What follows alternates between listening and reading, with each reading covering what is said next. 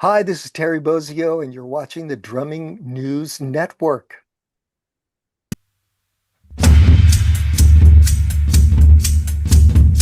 For more than 40 years, Terry Bozzio has been one of the most influential, innovative, and groundbreaking drummers in the world. Not simply because of the way he plays, but because of the way he has continually challenged what a drum set could be. From his pioneering use of double bass patterns, stack cymbals, auxiliary hi-hats, ostinatos, and multiple pedals, all the way to his revolutionary electronic drums, Terry has influenced generations of drummers and helped redefine the instrument itself. After his 2018 tour, Terry stepped away from public performance. Aside from appearances through Drum Channel and other projects, he has largely remained out of the public performance spotlight, splitting his time between the United States and Japan. But that's about to change. Terry Bozzio is returning to the stage, and he's not coming back quietly. Terry has been announced as the drummer for Beat, not replacing, but filling in for Danny Carey. The highly anticipated band featuring King Crimson and Zappa alumni, Adrian Blue, Tony Levin, along with guitar virtuoso Steve Vai. For the band's 40-day U.S. tour, Terry will step in behind the kit, marking his first major public tour in more than 8 years. But the return to the stage is only part of the story. Terry has also partnered with Donn Bennett of Donn's Drum Vault to present the Terry Bozzio Drum Collection, a remarkable selection of instruments and equipment from Terry's personal collection spanning decades of his career. And for the first time, Terry is making these instruments available to the public. The collection includes snare drums, drum heads, piccolo toms, prototype instruments, DW and Mapex drums, and the famous Remo kit Terry used throughout the 1980s, an iconic setup that appeared in music videos with Mick Jagger and Andy Taylor, as well as in Terry's first home video, Terry Bozzio Solo Drums. There are even a Moog and a piano among the items that are being offered. Many of these items have been personally signed by Terry, and every item comes with a certificate of authenticity signed by both Terry Bozzio and Donn Bennett. Perhaps most importantly, they have made an effort to keep many of the prices within the reach of everyday drummers and fans.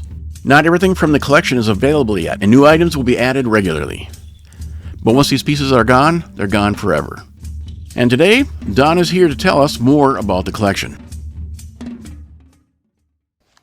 Hey, Donn Bennett here with just a tiny portion of a massive collection of drums that I just brought back from Terry Bozzio's warehouse. I just spent a very dusty weekend with Terry digging through literally decades and decades of the drums that he's used for most of his career and saved and stored this whole time, just waiting for us to show them to you. So Terry Bozzio redefined the drum set from his groundbreaking work with Frank Zappa, Missing Persons, and Jeff Beck, with his extraordinarily popular videos, Musical Drumming in the Ostinato, as well as the Solo Drum series. He inspired generations of drummers and expand the limitations they'd put on themselves for what can be done on a drum set.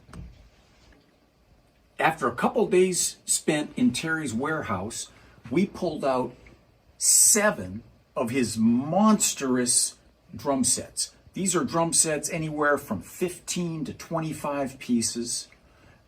Unbelievable drum sets.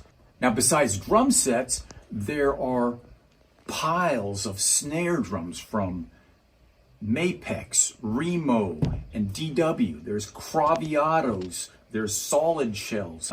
There's also literally dozens of these small piccolo toms. These are kind of what made up a lot of Terry's drum sets. Each drum tuned to a specific note that allowed him to play actual musical melodic compositions on the drum set. All waiting at Donn Bennett's Drum Vault, which is donnbennett.com. We're still adding more every day. Check them out.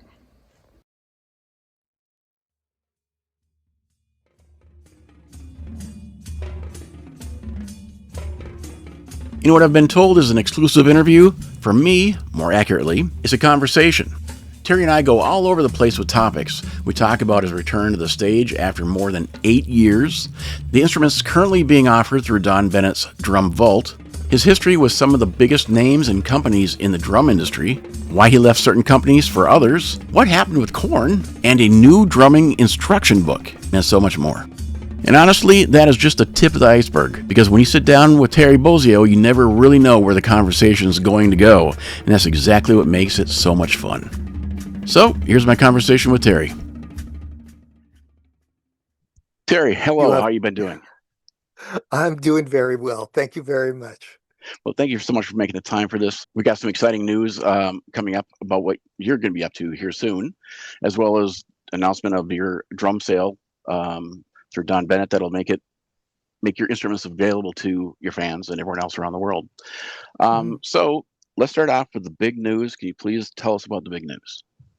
Well, I just walked home. I came back from Japan and the telephone rang, my cell phone. It was on my kitchen table and I picked up and it was Steve Vai and he said, "Hey, Terry, I don't know if you'd be interested in this at all or blah, blah, blah, but we have this beat thing going on." And Danny, all four of those guys are my friends that I've played with all of them and love all of them. And they said, we have this beat tour coming up and, it's been doing very well. And, we're going to get bigger places this time. And we'd love you to play with us, for, it's like a 40 date, US tour. And I said, heck yeah, you know. So I mean, Tony's one of my favorite bass players, and Adrian, is just a brilliant guitarist, and Steve is just he sounds really good on this stuff. And Danny, I played with Tool a couple of times. Okay. They've come through Austin and asked me to play on my original Rototoms, which Danny bought from my old tech from Missing Persons. So, you know, just it's a great group of guys, and Hmm. I'm just really excited to be able to play with the band again and make some money, which is nice. So yeah.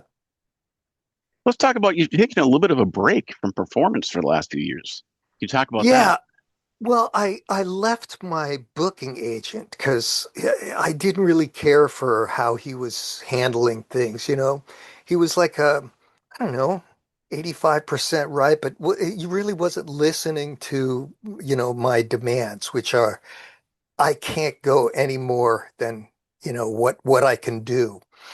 And so I've toured and done good business pretty much, on all the tours.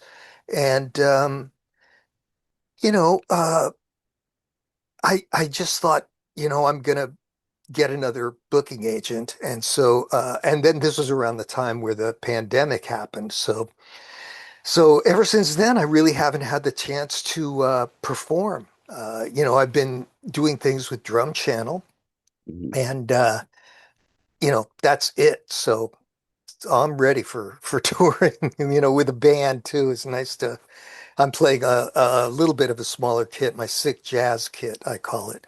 And, you know, uh, it's just going to be really fun. They're all great players. The music is great. I saw most of their shows at the Roxy back in the 80s and 90s. And, you know, it was just great. And like I said, I played with all of them. I played on Steve Vai's record. I played with Adrian with Zappa, and have been watching his career just blossom. And uh, you know, Tony, we did the BLS thing together, and the Boho Lima thing with Helen Holdsworth and Pat Mastelotto, and yeah, it's he's just a wonderful guy and wonderful. His palette is so wide, his sound choice with the stick and the funk fingers and everything he's got. I just love him. So yeah, all of them are great, and even Danny, playing with him with Tool was wonderful, which I've done like two times, I think, back in Austin. So, and we've done clinics and things together too, in Kansas City and some other places. So yeah, I'm dear friends with all of them, and really happy to be able to do this. Been listening to the music every day, and pretty much got it memorized. And yeah, we'll see how it goes. We just have a couple days of rehearsal, and then we're playing in. Where does it start? Up in Santa Cruz. Okay. Uh, oh, yeah, oh, down for you. Are you in Seattle? Yeah, Minneapolis. okay. Minneapolis. Oh, Minneapolis. Okay, so left for you Yeah, or west. But yeah, yeah, we'll be going all over the states, so that's it's gonna be going to be exciting to fun. see. Well, we're Yeah. all loving to see you play again. That'll be exciting. The last time I saw you play was 2018 when you played at the Dakota Jazz Club in Minneapolis, Ah, and yeah. I hadn't seen you play since then, so I'm excited to Yeah, see that that. was pretty much the last tour. I did Europe and America that year. And then 2019, we took off, and that's when the pandemic hit. We went to Japan, and the pandemic really hit. And then, we were stuck there because Japan got I think it was like a year or more after you got the vaccinations happening in the States. I got my first vaccination there. So Okay. then I could fly back, comfortably and live. So so yeah. And then it just, I left my booking agent thinking, you know, this isn't this isn't the right one for me. Mhm. And yeah, it just, there's a lot of frustrating things that I just can't do. We have a big setup, and it takes time, and so I can't wake up really early and drive 8 hours or something to a gig. Mhm. It has to be routed, more in a way where there's a day off or something. So yeah, um, you know, I just left the guy, and kind of things just got away from me in terms of Okay. business and all. So now, yeah, coming back to this with a band is just a great way to reacquaint myself with what it is that I do. So Definitely. Well, we got to talk about your drum setup. Now, you talked about your smaller jazz setup. I'm not familiar with that, but can you talk about what toms and cymbals you're using? yeah, I mean, it's basically the same thing as the big kit, just a little bit smaller. I don't have a diatonic set. I have maybe three or four toms in the front, and then three floor toms. And I have, what is it, two less double chinas up in the front, but I have eight of the open chinas to play melodies on. And I have a set of piccolo toms and some percussion and gongs and all.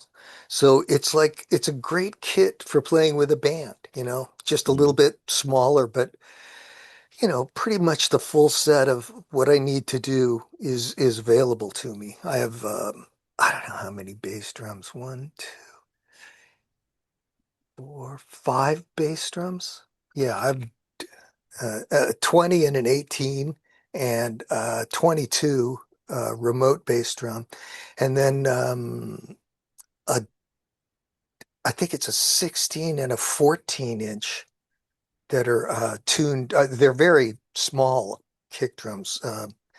So they're just hanging on the rack where Yeah. tripods or something used to be. The rack is just great. This is kind of funny you're talking about that being your small set. Yeah, I And, know. Well, I built it to fit on the stage at the Baked Potato, and the bass player had to stand in the aisle, but the guitarist and I fit on the little tiny stage there. And I used to play with Alex Makachek and Jimmy Johnson at the Baked Potato.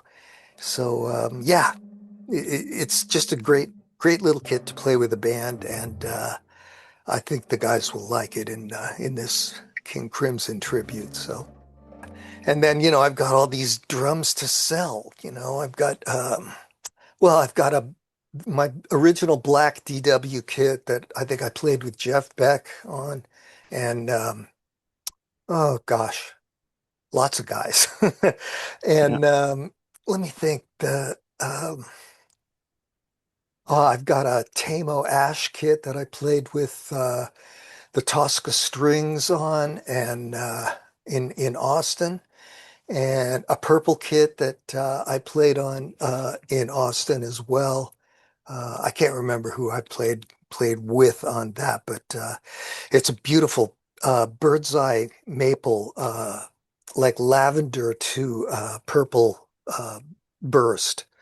Okay. So you have the grain of the wood is beautiful, and yeah, and then lots of things like an original Remo kit that I played with Beck and Polytown and all kinds of people on, and two Mapex kits as well, which I'm not using. So yeah, and DW is affiliated with Roland now, and they have a third warehouse, which I had my kits and storage stuff set up in, and they're losing that warehouse and moving a lot of their stuff back into the factory. And I just had to get storage for the kits that I'm using, and move all the stuff that I wanted to keep out. And I'm still in the midst of that. There's a few things I still have to get out of the factory before September 1st. So probably in a couple of weeks, I'll be going to, back to LA and doing that. Okay. Well, yeah, you see, that's the whole thing. You have so many kits. I was excited to see your Remo kit is for sale. That one, I Hmm. think, is the one that most people will be familiar with, especially with your Hmm. your home videos, but Hmm. also with Andy Taylor, the music video, Mick Jagger music video. I mean, how many Yeah, yeah. bands did you play with that drum set with? Roughly, I mean, during that time period, 87 to 88. Robbie Robertson, Richard Marx. Uh, oh man, a few metal bands. Geez, was it XYZ and uh, Munitaka, Japanese drummer in Loudness, who passed Hoshino? away, unfortunately. Yeah, Okay. um, we did some things together. I overdubbed on his track, and he played on it, and it was a lot of fun. Hide from X Japan, who's passed away too, and yeah, lots of people. It's all it's all he Donn Bennett has the information, which I can't remember, but Well, if you go to the Drumming News Network website, I posted a story about it. I have a link to that set. yeah, I mean, Don Lombardi came in with one little 8-inch tom, and it sounded beautiful. It was just kind of like I want to say like a Steve Gadd kind of sound, and one 8-inch tom. What can you tell from that? But I went to with Remo. He wasn't going to promote me to do any clinic tours after this first year or whatever it was, Okay. and so I was looking to leave him, and Tracy Haft, who was handling the Mapex stuff in Nashville, asked me if I wanted to play Mapex. So the Mapexes that I played are custom shells, Keller shells, designed by Sam Bacco, who's a drum builder and pretty much expert with he was doing this for Gibson, under their sort of, drum acquisition thing. And I guess when Gibson bought Slingerland, Mapex wanted me to play their Chinese shells. And I couldn't. I didn't hear it. It just Hmm. wasn't right for me. So I left them. Plus, they're. I mean, I'd gone to pretty much all DW hardware. I started with them in, I guess, in the '70s, playing their pedals, and then when I went on tour with Polytown with the Mapex drums, I had multi-clamps clamped onto the cymbal boom stands for bells and extra things. And after one time, uh, the next day, I couldn't really well, I had to take them apart completely. And the tubes had crimped Hmm. So Yeah. DW's got chromoly tubes that they use, stainless steel. And, it's just a whole other ball game. Just everything was the best. And if I didn't like something, they'd say, oh, well, what do you want to do? And they'd change it. And I Hmm. had like 14 cymbals on my right front cymbal boom stand, Hmm. and doubled cymbals, hi-hats, all kinds of stuff.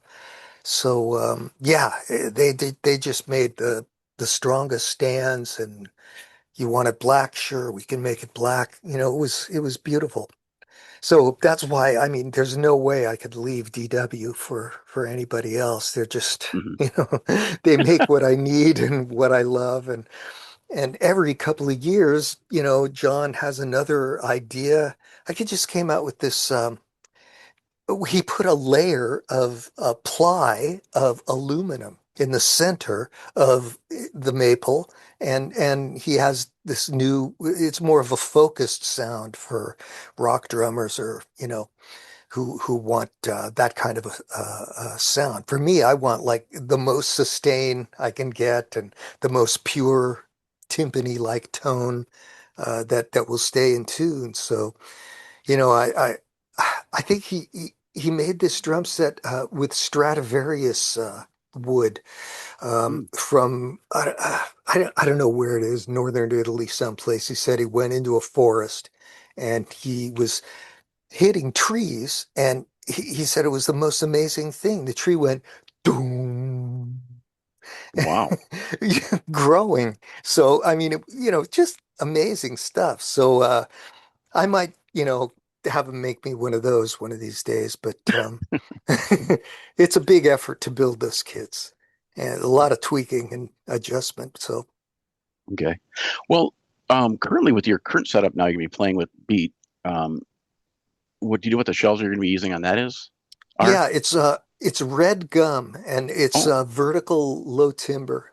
Um, so, it's just the grain on that drum is strong and straight, and VLT was the thing at the time. So, I've been playing that drum set on Drum Channel, and with different people, and with I'm trying to think. Well, I think I played it for a solo gig well, at any rate, it's a big mail order place in okay. Indiana. Oh, And Sweetwater. yeah, Sweetwater, that's it. Yeah. Yeah, so I've played it there, and I can do a limited amount of my solo stuff on it, but it's almost like playing on somebody else's kit. It wasn't really designed for the solo thing. It was designed to play with a band, where I wouldn't be the only focus. So, yeah, it's enough to do melodies and, enough to give people a flavor of what I do, but, mainly with a band. So other musicians would be part of the focus as well. Okay. Well, So yeah, it's on my website. My I think I call it my sick jazz kit, but you could see the big kit that I tour with solo wise, and uh, then it's kind of a lighter caramel color kit that is called Red Gum, okay. and yeah, it's a beautiful kit. Sounds really good. That's amazing. Like also with so many things you've done with DW over the years, talking about your individual solo kit now. off to your left hand side, you had all those piccolo toms on that Mhm. board. I've just been intrigued about how the development of that board came along. What was the importance of that board on where you mounted all your piccolo toms to? Gosh, it was just, the toms were so small and the setup was so kind of like honeycomb setup, like a beehive or would be that there was just no room for tom mounts, traditional tom mounts.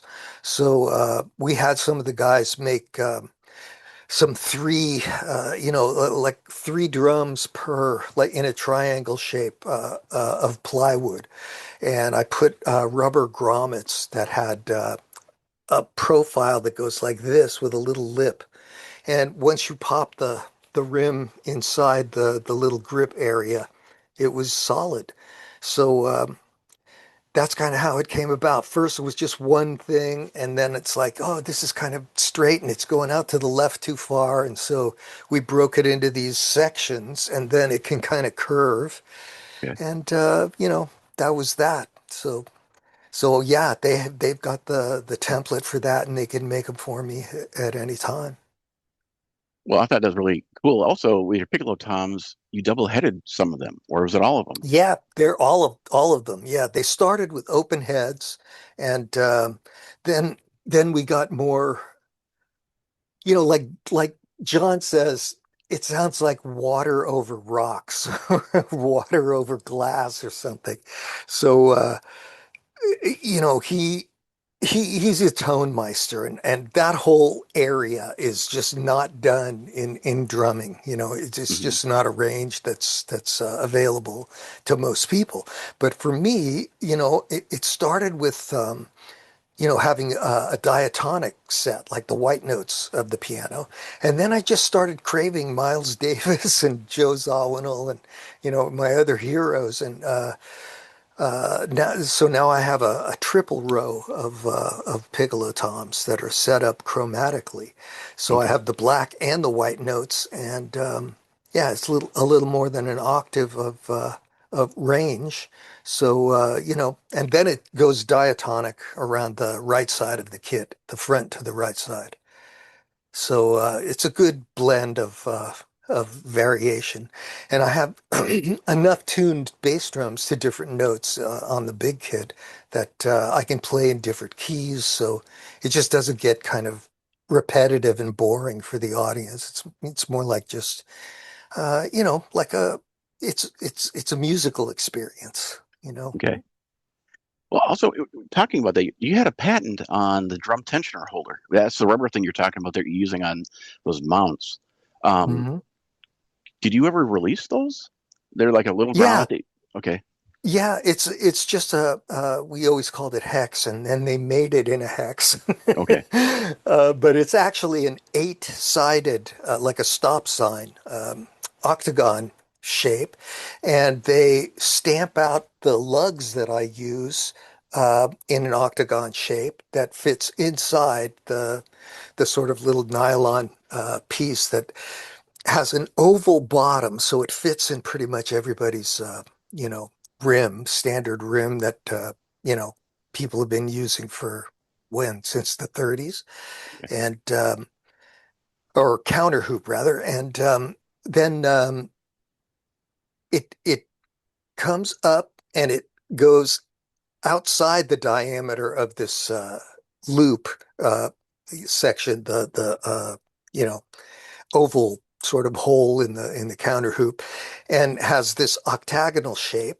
And the lug that fits inside it has an octagonal shape. So it just has 8-bit, incremental tuning stops. And to Wow. me, the way I tune, I think 1/8 it's pretty much, exactly what I need to make it a little higher or a little lower as the drums change and, heat and humidity and different weather situations make them go, either flatter or higher tuned. And you have to adjust a little bit every day. So, they come out of the trailer and they go on stage, and once the temperature gets sorted with the lights and all, they pretty much stay in tune. And I have to tweak a little bit to keep them tuned. And then the other thing I did was to add a stick-on MIDI trigger and run it through my computer. And so I have this, I use Reason in my computer, and Okay. it comes up on, like three sections, and the different bass drums are all individual. So, uh, you know, I can just add a little bit of a sine wave MIDI, in the exact note that I tune it to, um, so that it's pretty much stays in tune. And I mean, I was shocked that, well, I've played in some places where it's so live that you can't even hear the pitches. You just hear the Mhm. attack. And I remember playing in a place in Lyon in France, and it was like a Baroque music hall, and it was just beautiful for strings or something, but you couldn't hear the pitches. So I was playing to an audience that had no idea what I was doing. And yeah, so I got the MIDI thing, and that solved that. And I remember Thomas Lang, who's a brilliant drummer. Mhm. He heard me playing one time in at DW, and he goes, "Oh, this is the first time I understand what you're doing," because it's like you can't really hear the pitches if you don't have the MIDI. The sustain is just not long enough on those pitches up there. So yeah, it's a complicated thing. It's a lot of tension, and the tuners that I invented. I asked a friend of mine who's a teacher at UT, if he could make, I said, "You have a CNC machine in your, where you're teaching?" He goes, "Yeah." And I said, I drew out the Mhm. dimensions and everything, and said, "Can you make me a prototype of this?" So he made me a hex, six-sided one. And I said, "We just have to make this in an eight, octagonal sort of shape." And man, I can't play without them now. I mean, they really, really keep your drum. The there's no way. There's a little lip that comes up that the lug screw fits into, and there's no way it can jump up and then turn, Okay. above the lip that's there. So it just pretty much stays and helps. And I haven't changed heads in years because it keeps Wow. the tension so strong that I mean, I can take it off with a drill, for a quick change of head or what have you, and tune it no problem. But it's something that only I would want to use. So they don't really. I mean, they have them for sale, and people could buy them and put them in a shop, but it's not a big seller. But yeah, I started this thing with Donn with my electronic kit, and I had built that, and Roland had infringed on my patent to have multiple sounds on one pad. So they had that big triangle pad. They still have, but they said within a year, we're not going to be using this, but what would it take for you to allow us to sell that or something?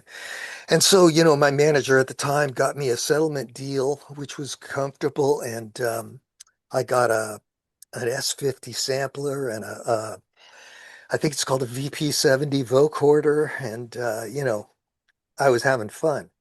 So So it they made it was worth it your was while. great. Yeah, and then to come back and be working with Roland is great. They're great people, and it's a fine company. So yeah. So is your background by any chance or interest in engineering, product development? It, architecture kind of got me Okay. into, you know, I got a book called Furniture by Architects, and all the furniture that I really liked, they had designed, like Le Corbusier, Breuer, Mies van der Rohe, Rietveld even. I mean, just all these architect designers And the Bauhaus, that whole Hmm. movement was, just an incredible thing. And the idea of form follows function, is great and helped me.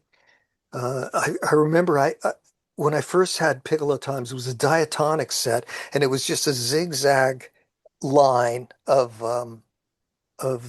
piccolo toms tuned to a diatonic scale. And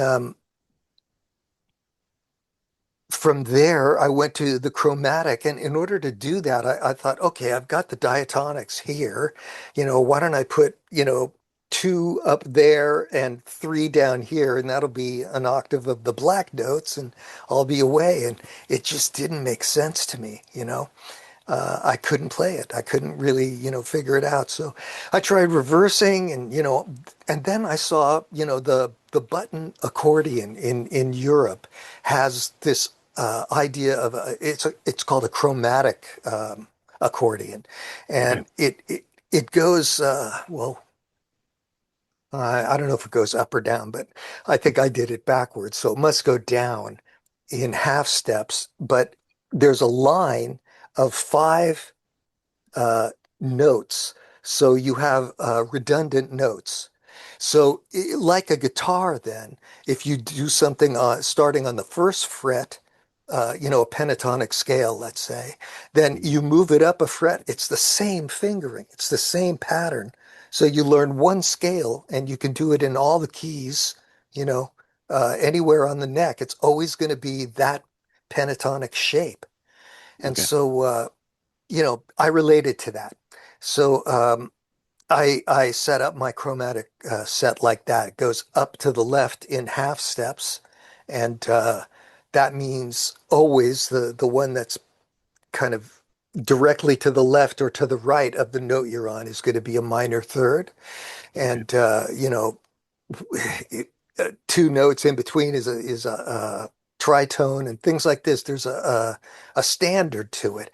Now I can't put five notes in a row because the reach would be way too far out for me. But basically with three, that I organized and have gotten accustomed to and just began to play what I wanted to hear, miles and weather report, on the piccolo toms. So.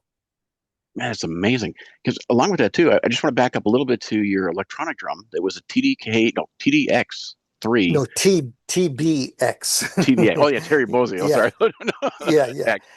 Um, so it's interesting on the patent. I'm just kind of looked it up on the internet, and it shows the outline of it, but it really doesn't talk about the innards. So what did you do to develop that pad so it had different tones on the inside? Ah, well, I mean, I went through about a 3 foot high stack of materials and, experiments that seem to work or, give me an idea. And basically, it just got to the point where I needed something thick enough and strong enough that wouldn't flex and break the piezoelectric, transducer that you. And so what I ended up doing was doing a Lexan disc underneath a piece of aluminum. And then on top of the aluminum was a dense foam rubber. So it wouldn't, the aluminum wouldn't ring like a bell. Mhm. And uh, and it wouldn't flex enough to break the piezoelectric device because there was Lexan, which is a bulletproof, Mhm. plastic kind of disc that the piezo was glued to on one side, and then it was glued to the aluminum pad on the other. And that seemed to work. So I had spare ones ready in all the different shapes I had, and took it on the road with Missing Persons. And by the time I had Klaus, who built um, Frank Zappa's kind of blue '70s telephone booth full of effects and a pedal board and everything. He was a brilliant engineer, and I think worked for Dolby. And Mhm. he helped me tweak what J.L. Cooper had built for me, and Okay. using the architecture of what was there, and but tweaking it to the point where I could do anything from a buzz roll to a loud, backbeat, and it was sensitive. So yeah, and then a guy named oh shoot, I'm blanking on his name. Um, but at any rate, he developed a pedal that had a sideways beater ball and Wayne cam Yentis? action. Yeah, Wayne Yentis. Yeah, Okay. yeah. Wayne was an engineer as well, and he built a beautiful little pedal, for me. So yeah, and it was all metal, and I think yeah, it was. Yeah, it worked. I had a couple of Simmons pads just in case I broke a transducer Okay. and was couldn't change it and have the glue dry, in the middle of a gig. But I could put up a couple of Camco pedals like DW made, and you know the Simmons octagonal pieces Okay. and drums. Yeah, and the kit looked almost the same. Just had that, those two things sticking up. So yeah, I got away with it for a tour. And then by the time I finished, I was just burnt on thinking about it and getting the patents and all that kind of stuff. Warren at the time was just obsessed with his uh, titanium or guitar, magnesium guitar that he had built Okay. that looped around and stuff.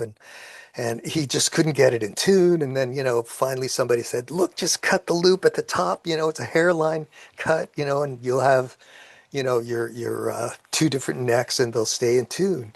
So he did that. And, we were on the road. So, so yeah, it was, I just got so burnt that I went back and started checking out different drums. And the Remos had a sound that reminded me of Phil Collins, which was a great, great drum sound.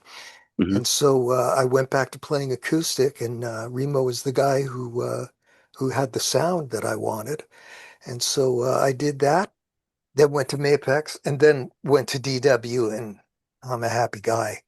I've been with them since I think it's '94, maybe. I started with DW, Okay. and I mean, in the '70s, I was playing their pedals, so. Right. Yeah. Well, but aren't you also credited with developing the rim trigger? Well, yeah, the patents had three things. One was the pad, right? I just made a square pad that Mhm. a consumer would get three different sounds on. For me, I had like a stick on rim sound and Okay. uh, the drum sound, and then a drum rim shot sound. So, that's what I had on my kit. Then one of them I had a closed hi-hat and an open hi-hat and maybe a bell. Uh, so it was anything that you wanted to trigger, you could trigger. Wow. And I think MIDI hadn't been designed yet.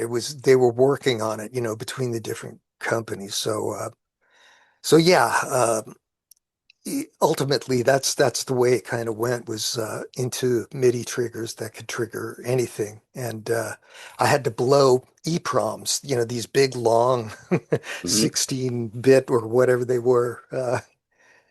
Like that was a lot of memory, Well, like they use those um, in Lindrum, and then the yeah, Simmons, they that's used them for the SDS1 for that was a programmer you could get that you sample them in. yeah, yeah, No, that what was yeah. interesting about that though is that they weren't permanent. Those were when you blew the chip, it was temporary memory, wasn't it? Uh, I think.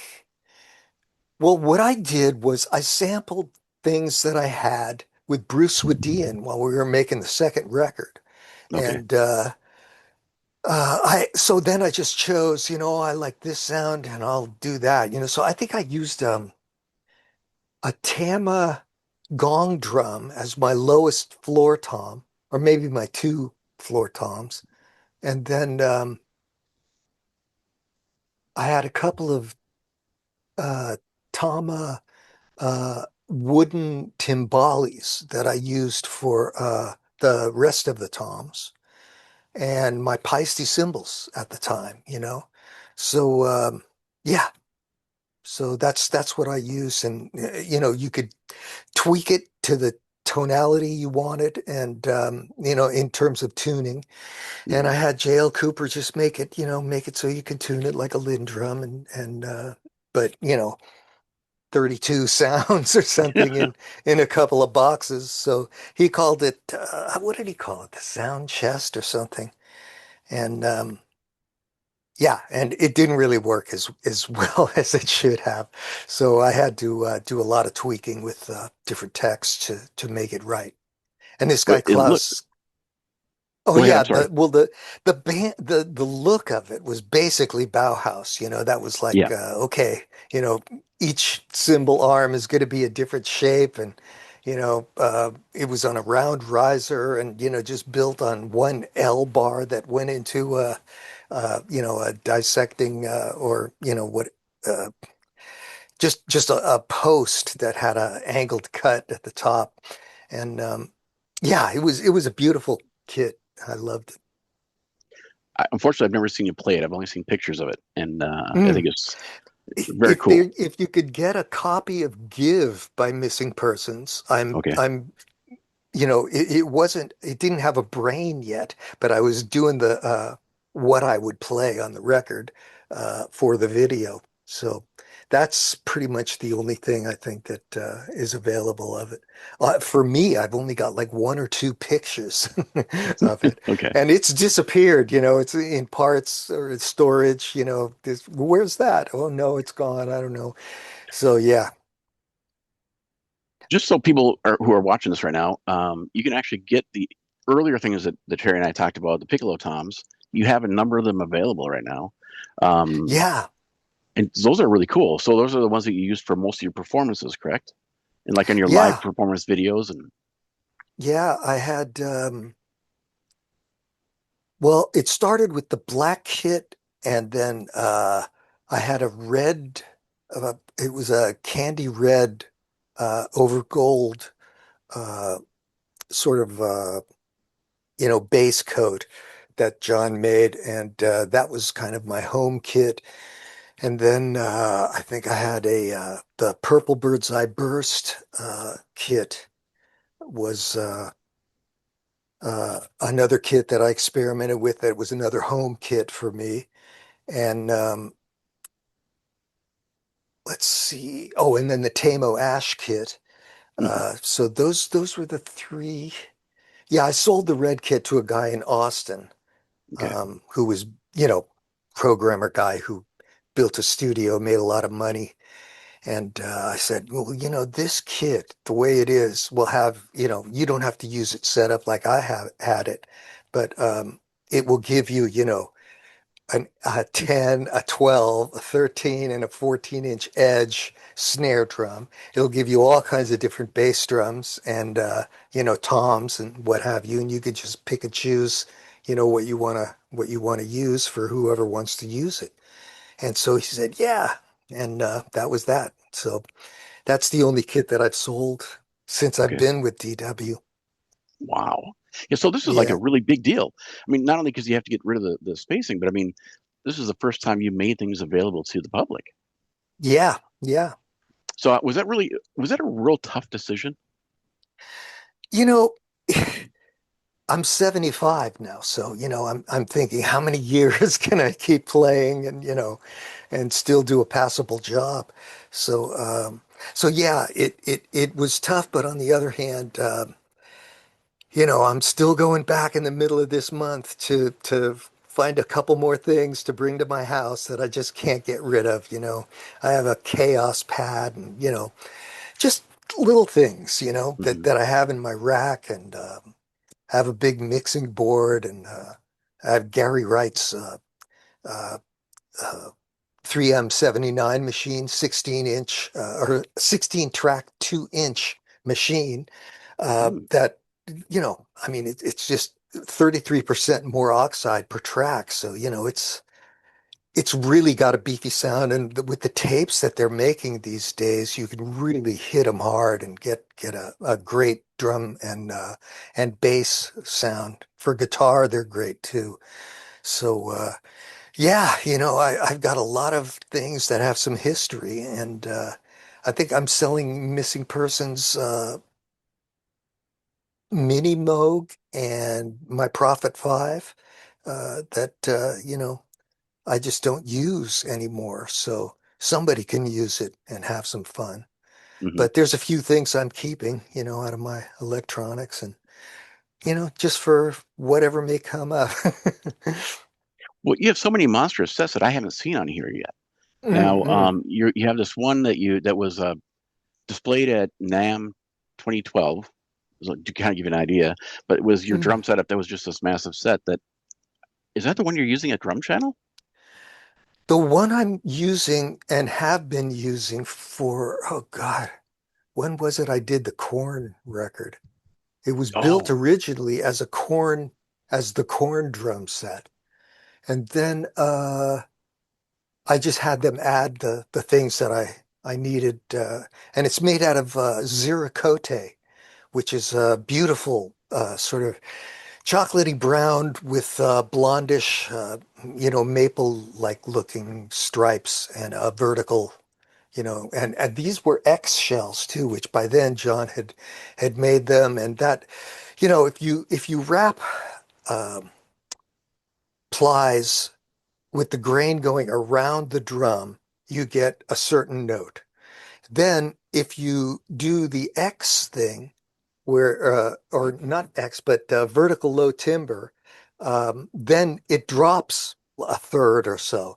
And then, if you do uh, the X with the vertical low timber or something like that, to the point where they just call it an X shell now, where the grain is going like this and like that. And you can get the same size drum would drop an octave in pitch to where you would want to tune it to. So all my drums are very small now. I don't think I have. I think my lowest drum on the big kit is a 14 now. oh, wow. Yeah, Okay, and that goes down to a low E, almost to a bass drum kind of note. wow. That's Yeah, amazing. it's tuned and EQ'd a little differently, with the MIDI. So, Hmm. but yeah, it's their drums are just on another level, and their hardware is on another level with the details and everything. And once I Yeah, had the rack, I'm like, I've got all this space under these toms. No more, tripods to get in the way. It was just wonderful. And then, my first rack was like very straight, just with the straight tubes. And I'm like, why am I putting these round drums in these like a straight cage? hmm. And so I started to use the bent tubing, and Okay. yeah, it was wonderful. Just a big transition. I got to expand it to the point where almost anything I heard, I could get uh, you know a pedal to do it, and an instrument to do it. So so yeah, taking apart things just always like a junker. Like go to Home Depot and get some screws and put this together, and wow, this is a great sound. And you know I Well, two have things I want to. all kinds of sounds. Well, that's exactly. I want to touch upon that in a second, but the Korn record was in 2007. Mm. I have the record with the DVD, and it's just fun to see you interact with the band and create this amazing Yeah, music. yeah, it was a ball. Very experimental for that time period. Was that supposed to be just a one-off record, or what was that supposed to be? Yeah, they asked me to join the band, and I thought, well, their old drummer, if he comes back in a year, I don't want to have anything, I don't want to not have anything to show for a year that I put into Korn. And Hmm. so I was using some high-paid Hollywood lawyer that someone had, uh, you know, um, turned me on to. And he said, "Oh, they just signed this big deal, and you got to ask for this." And so I asked for that, and I found out that that wasn't what their deal was, and that they had only, made so much, and that I was asking for too much. So I said, to John, I said, look, I made a mistake, and blah blah blah. And he goes, man, it's like the water is polluted now. The vibe is not the Oh, same, and so we're gonna just use somebody else. So yeah, that's what happened with that. So I was kicked out of Korn, and I I have a bass drum that Don Don Lombardi made me like a fake kit out of non-finished shells. They had a bearing edge, but they okay. were just raw maple, no oil, no nothing. And so I use those as a mock setup for building a rack. And if I dropped a drum key or a wrench or something on it, it's just a raw shell, and you know nobody's going to care. It's not like the Ziricote, with a big gash from a crescent wrench being dropped on it. So yeah, this was sitting around, and I don't build that many kits, so it got dusty, and I wrote "kicked out of corn" on it with the backwards K. That's a badge of honor, though. So I mean, Yeah, yeah. to be able to say that. No, so getting back to your development of different sounds, mix matching different items together to create things. You're kind of known as the pioneer of stacks, cymbal stacks for one thing, along with your cymbal line that you created with Sabian. Um, where does the sense of discovery come from, and how do you foster that? Well, the double China, was just I had two broken cymbals. One was a broken ride cymbal that was a 2022, and then when I did my first tour with Zappa, uh, the guy at Zildjian gave me a China like Billy Cobham had, a big swish China, Hmm. and so that got a crack in it. And so I put that on top of the ride cymbal, and it was a stack that sounded like the white noise that a synthesizer could make, Okay. and it just gated off, and it was just the sound I was looking for. So then, I got used to it, and as I got more into melodic playing, I got more and more of these. And once I left Paiste, I went up to Meductic with the Zildjian people, and you know, found the symbol that I wanted, and then we scored it on a radius towards the center, and left the edge and the bell, burnt basically. The way they come out of the oven, and hand hammered. So so yeah, I found the cymbals that had more of a pitch, and the pitch read to to a microphone, or in a musical situation like with Bozzio, Levin, Stevens. You know there's things where Steve played a little melody, and it went from a minor chord to a major chord, and I did the same little pattern that he did, copying his melodic direction, and used the same four cymbals, but when it goes from minor to major, you'd swear my cymbal goes to from minor to major, but I use the same cymbal twice, Hmm. on the minor chord and the major chord. And so there's something that happens magically, when because the sort of fixed pitch of a real instrument is is just so apparent, and Hmm. the pitches of cymbals are so non-specific that you can tell them apart, but you can't really pitch them correctly. If you put a pitched instrument next to it, your ear can go, "Oh, this is this with that," and it sounds like I'm doing something that I can't do. So, or that a cymbal can't do. So yeah, The drums are non-specific pitch instruments. So with other fixed pitch instruments, it's hard to really tell the pitches. So Well, but your creativity has been so interesting where you really delve into the discovery of things. Like when you stopped using a ride and you started using a gong as a ride. What was that? yeah, And then you created a whole new fixture for it too. yeah. I mean, Paiste had a 3-point gong stand, and I mentioned to Don Lombardi, that I had seen this, and that there was one of their Paiste gongs. I think it's called the Earth Gong. uh, had 3 holes drilled in it. And this was for the sound. They did that and for the mounting, but mainly for the sound. And so I thought, well, here's 3 holes, can you make me a beefy stand? So he made a more tubular, chromoly 3-point gong stand, and that was it. I was away. So yeah, Tony Williams said it all on a ride cymbal, and there was just no way I could ever do, what he did.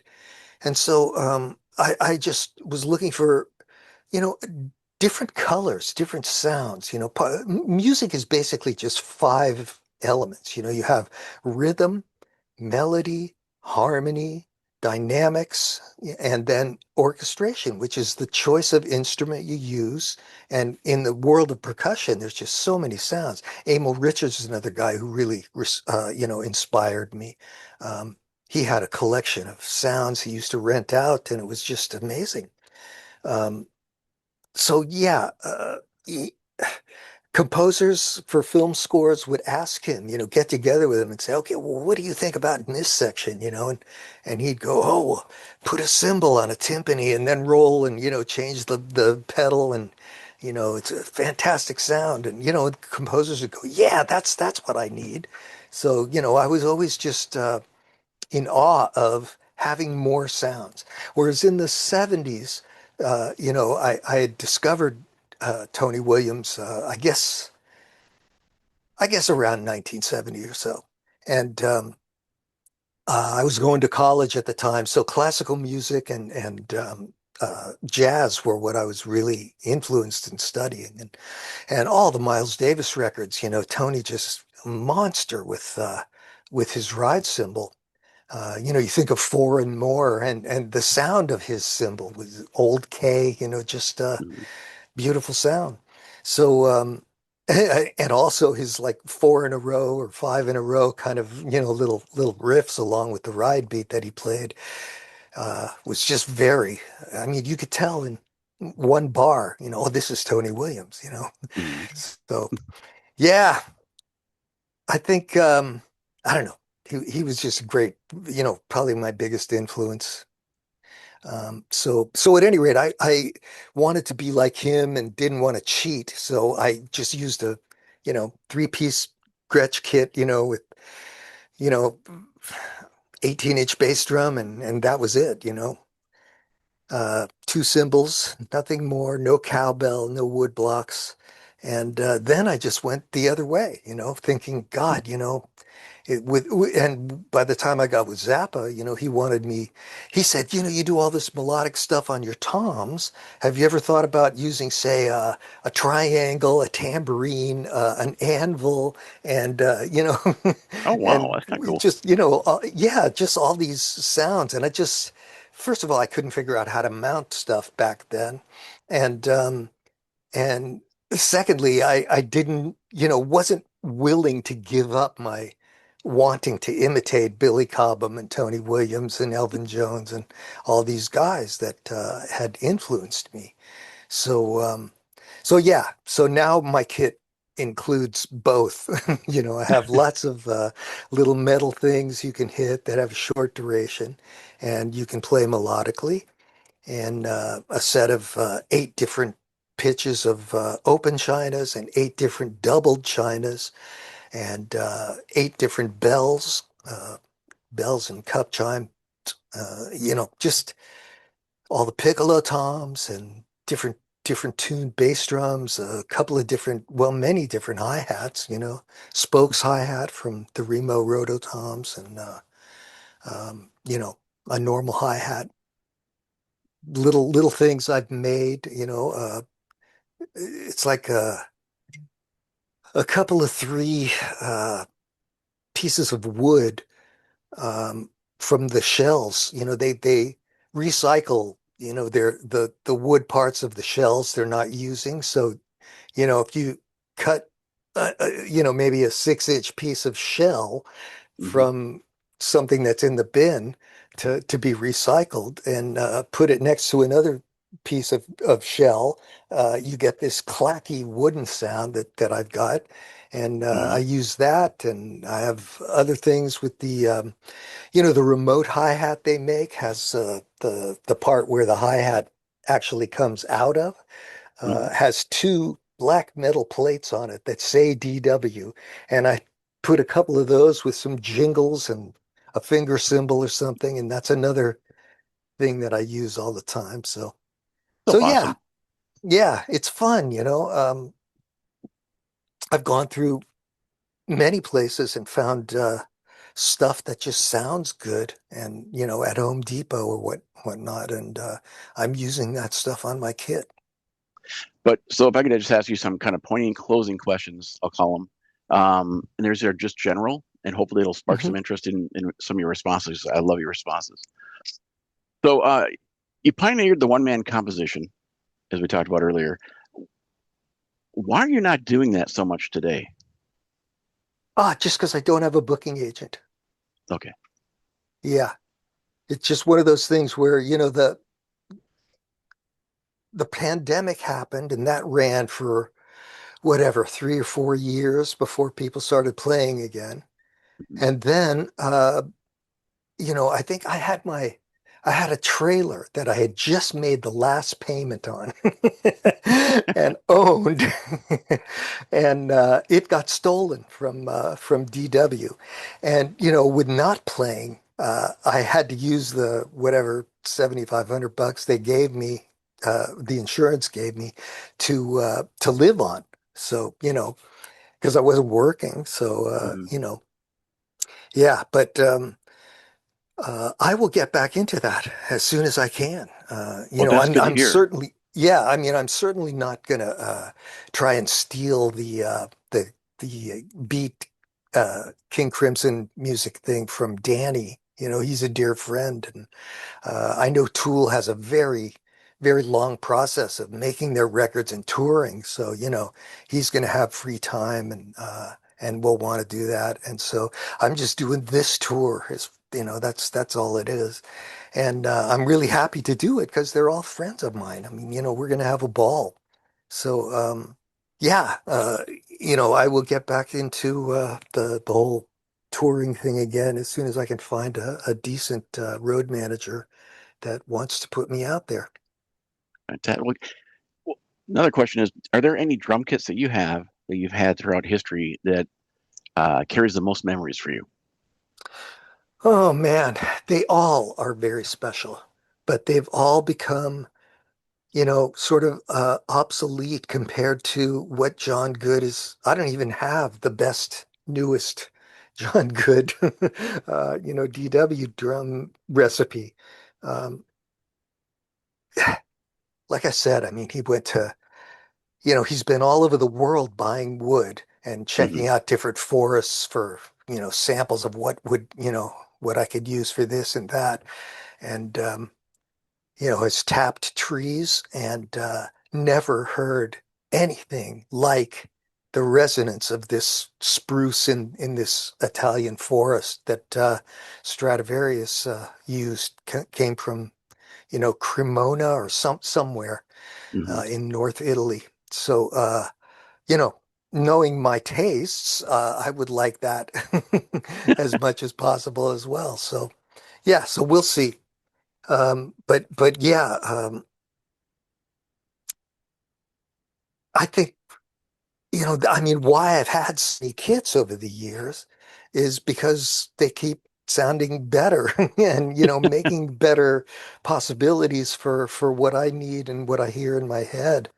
Uh, you know, so yeah, there really isn't a favorite. I mean, you could say this finish and for this time and this one with that haircut, or I really don't know, they're just, they're old, they're obsolete now to me because like the woofer. I don't need a woofer anymore because I've got the MIDI thing and, you know, yeah, but I remember how cool the woofer made your bass drum sound compared Hmm. to, the normal acoustic sound. And so yeah, so all of those drum sets are just not what I can use anymore. And the latest one or the latest two are really all I'm keeping. Hmm. Um, yeah, so I've got God. Well, you'll refer to the list, I guess, Yeah. uh, which has the descriptions of that Donn made and Donn Bennett made, who's going to sell it all for me.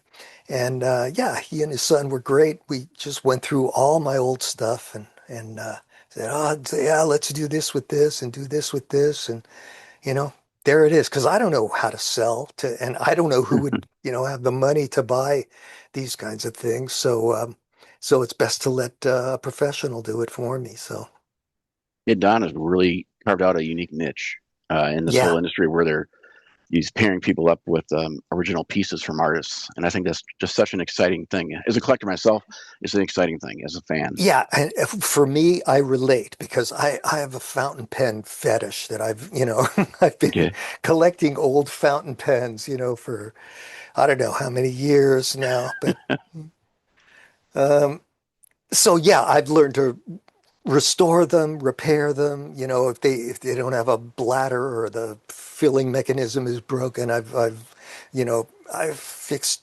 complicated fountain pens, and I'm proud of what I learned from books and things like that. But yeah, it just got to the point where okay, you've got enough pens.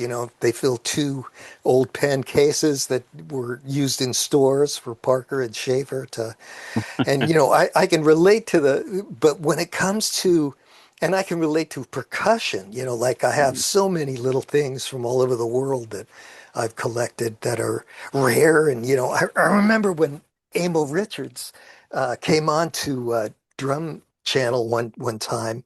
Uh, I had a special thing called a biro, which is from Japan, and it's made out of glass, and it's kind of a weird shaped, and then has a little pipe at the top, and okay, and so it's a hollow little thing that has very thin bottom, which is flat, of glass. The whole thing is just blown glass, right? Very mhm, thin, very fragile, packed in foam in a box, And so, you blow on it and it makes this weird, funny sound that, I've never heard anywhere else.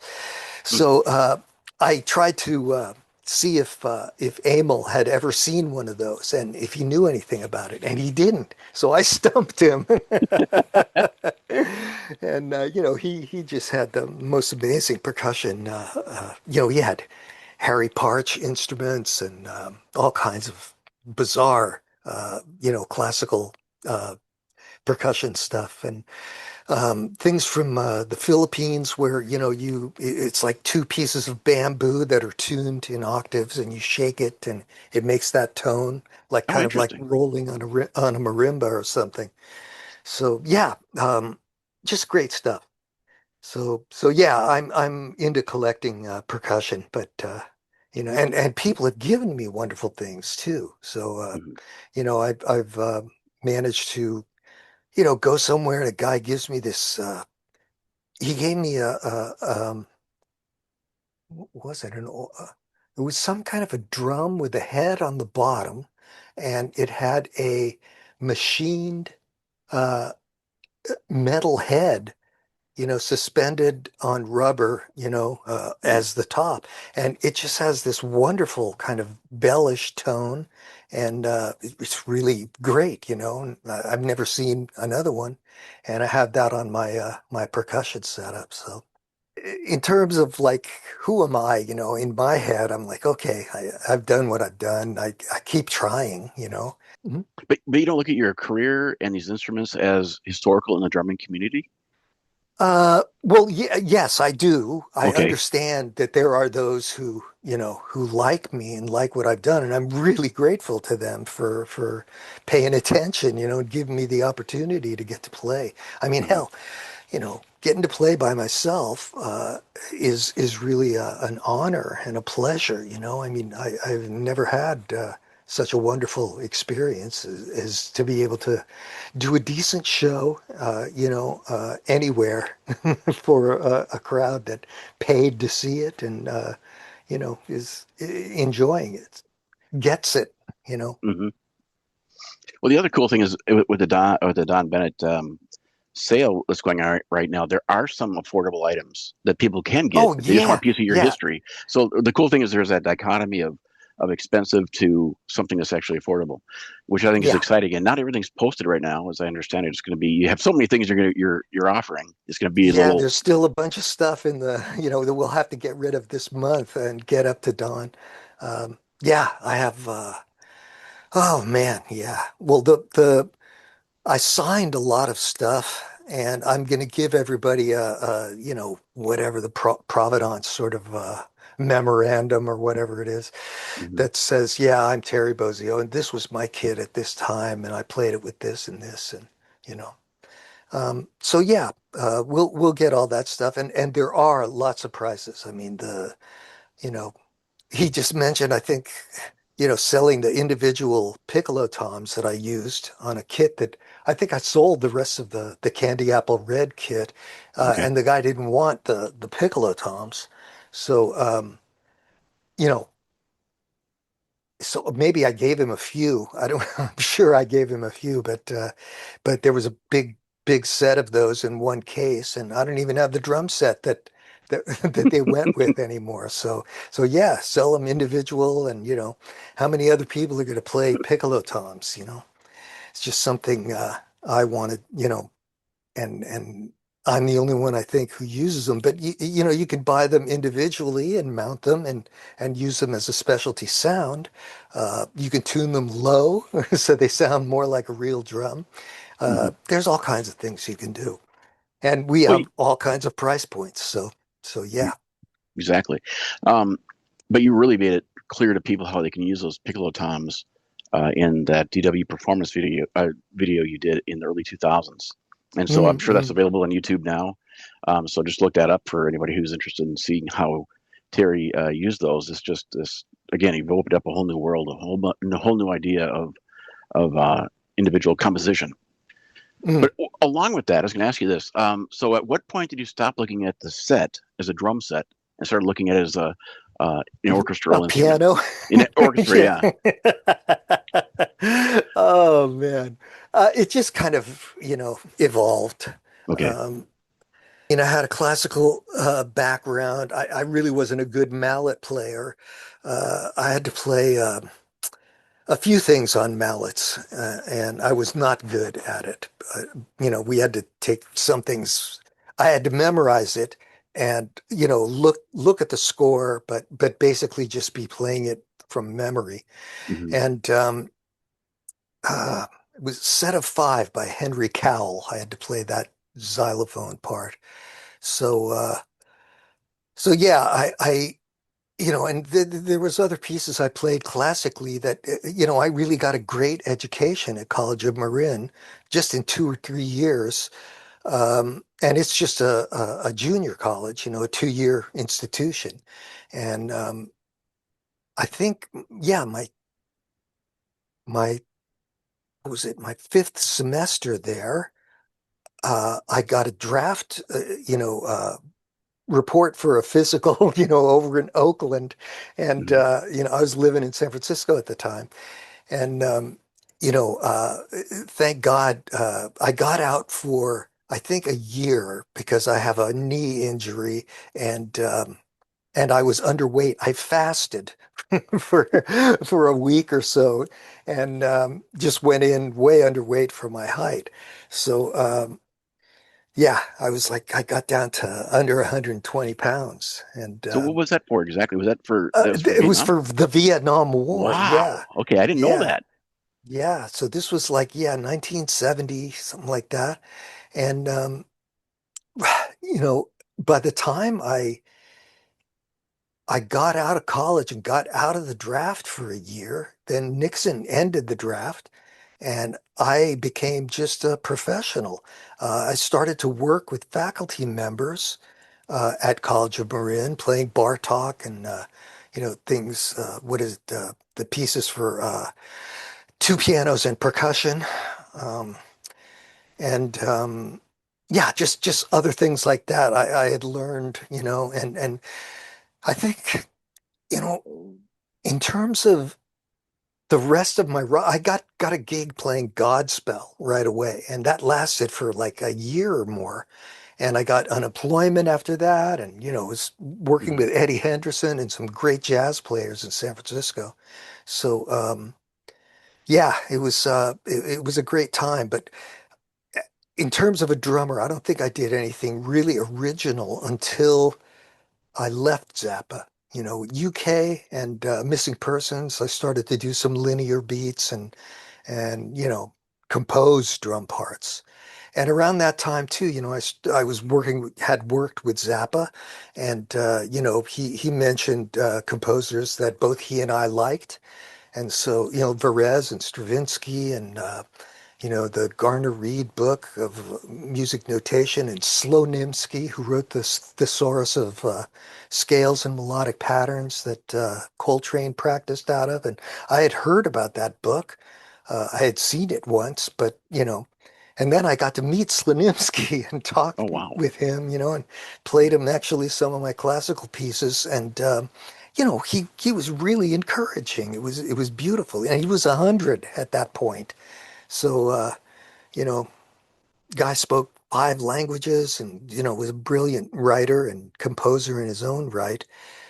Called himself a failed wunderkind, which means a wonderful wonder child, Okay. like his p parents told him he was a genius. But he,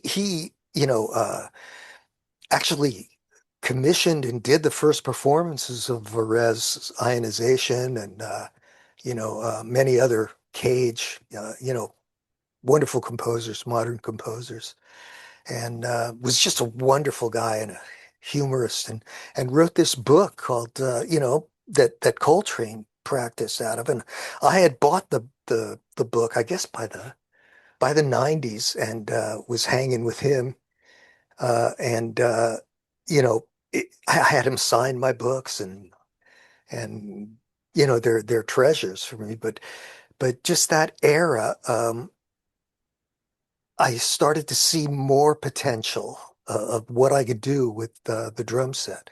And Paiste had gongs and bells, and uh, you know, um, DW had all these drums, and were making me custom things, and the remote bass drum and everything.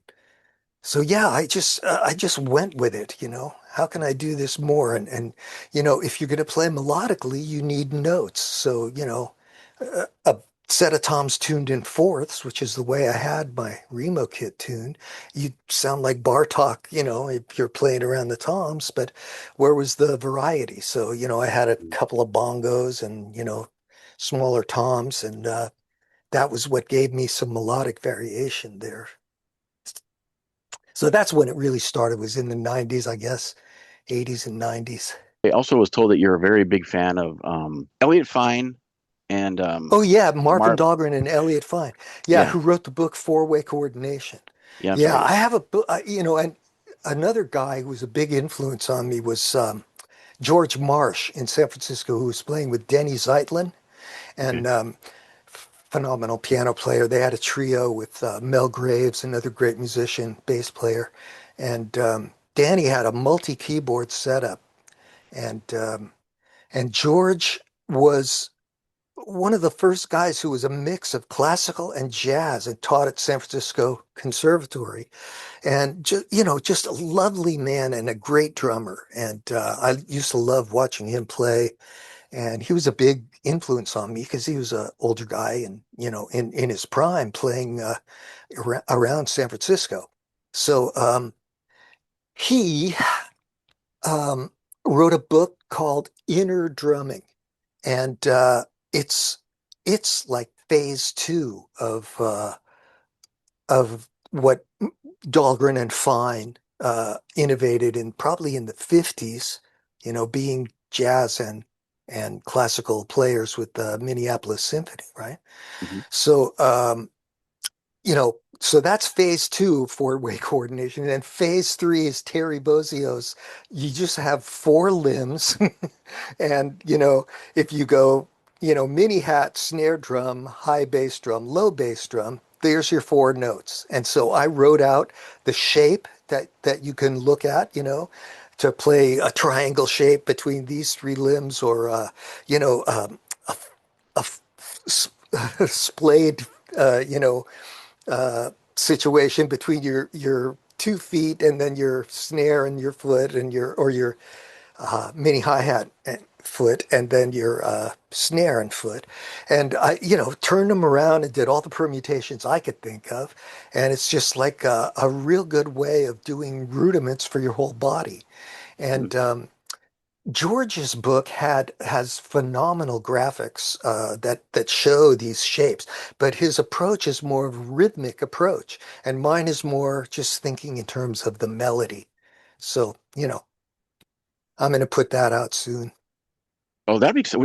How soon till that comes out, do you think? Well, I mean, the book is done, and my friend Adam, who is does all the note writing software stuff for DW for Drum Channel, moved to where is it? Somewhere in Michigan. So he's in the Midwest up near you, and yeah, I just haven't gotten to be able to do that. I have a copy of it, that he has copies of. So Hmm. I just have to get him to do it, and he said writing out the shapes and doing the graphics for it is no problem. And it's just basically a square, and what kind of shapes can you do within a square? And then, start it from here, start it from there, and you're done. I'm looking forward to if you release that book. That'll be really exciting.